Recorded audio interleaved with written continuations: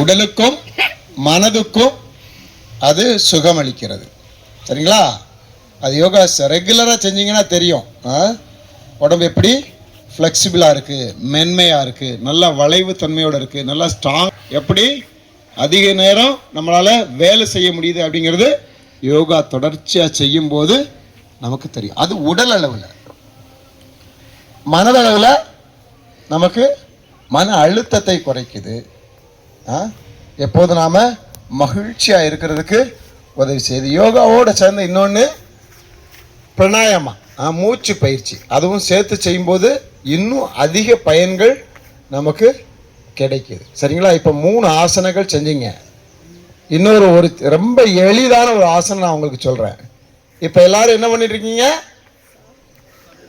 உட்கார்ந்துருக்கீங்க. இதுக்கு பேர் கூட யோகாசனத்தில் ஒரு பேர் இருக்கு. இதுக்கு பேர் சுகாசனம். சரியா? இப்படி உட்காரும்போது கையை முட்டில் வச்சு பத்மாசனம் உட்கார்ந்த மாதிரியே நீங்கள் ஸ்ட்ரெயிட்டாக உட்காந்தீங்கன்னா ஒரு 10-15 நிமிஷம் மனதை ஒருநிலைப்படுத்தி உட்கார முடியும். ஆனால் பத்மாசனத்தில் உட்கார்ந்தீங்கன்னா 1 மணி நேரம் கூட உட்காரலாம். இன்னொரு ஆசனம் இருக்குது. மனதை ஒருநிலைப்படுத்தி தியானம் செய்வதற்கு இன்னொரு முக்கியமான எளிதான ஆசனம் இருக்குது. பத்மாசனம் எனக்கு செய்கிறதுலாம் ரொம்ப கஷ்டம். ஏன்னா முட்டி வலி இருக்குது. உங்களுக்கு ஒரு சிலருக்கு முட்டி வலி இருக்குது. இன்னொரு ஆசனம் என்ன, அது பேர் வஜ்ராசனம்.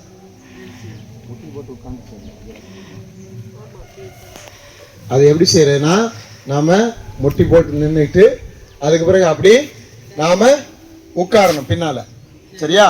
முட்டி போட்டு இப்படி நின்றுட்டு, எல்லாருக்கும் இது எளிது. சரிங்களா? காலை பின்னால் நீட்டிக்கிட்டு அப்படி அந்த காலில் உட்கார்ந்தா இப்படி 1 மணி நேரம் கூட நம்மளால உட்கார்ந்து தியானம் செய்ய முடியும், ஜெபம் செய்ய முடியும். இது ஒரு எளிமையான ஆசனம். இந்த ஆசனங்களை தான் பல நேரங்களில் நாங்கள் ஜெபம் செய்யும் போதும் தியானம் செய்யும் போதும் பயன்படுத்துவோம். சரிங்களா? யோகா செஞ்சதுனால உங்களுக்கு ஏதாவது பயம் தெரியுதா? உடல் லகுவா இருக்கா? ஒரு சிலருக்கெல்லாம் முட்டி, கால் வலி, கை வலிலாம் இருக்கும். அதெல்லாம் கொஞ்சம் குறைஞ்சிருக்கும். சரிங்களா?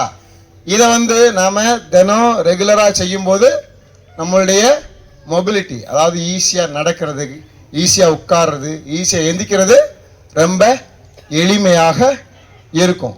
நான் முதல்ல சொன்ன மாதிரி அது உங்களுக்கு தெரிஞ்சது மாதிரியே மனதையும் உடலையும் இணைக்கிறதுனால நாம் எதுவும் ஒன்று செய்யணும் அப்படின்னு நினச்சா டக்குன்னு நம்மளால் செய்ய முடியும்.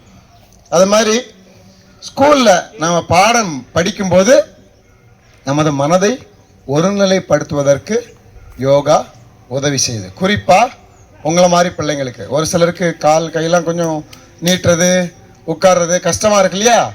யோகா தொடர்ச்சியாக செஞ்சுக்கிட்டு இருக்கும்போது அந்த எலும்பில் இருக்கிற கடினத்தன்மை போய் நெகிழ்வுத்தன்மை உட்கார்றது, எந்திக்கிறது எளிதாக இருக்கும். அப்புறம் வகுப்புகளில் கவனிக்கிறதும் கொஞ்சம் எளிதாக இருக்கும்.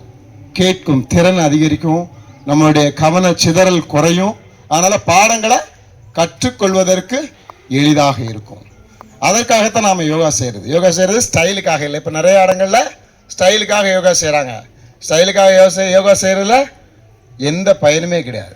நம்ம உடலுக்கும் உள்ளத்துக்கும் ஆரோக்கியம் தரும் அப்படிங்கிற மனநிலையோடு அதை தொடர்ந்து செய்வோம். நமது வாழ்க்கையை மென்மேலும் மேம்படுத்திக் கொள்வோம். நமக்கு ஒரு அருமையான யோகா டீச்சர் இருக்காங்க, அவங்கள நிறைவாய் பயன்படுத்திக் கொள்வோம். சரிங்களா? அனைவருக்கும் நன்றி. யோகா தின வாழ்த்துக்கள்.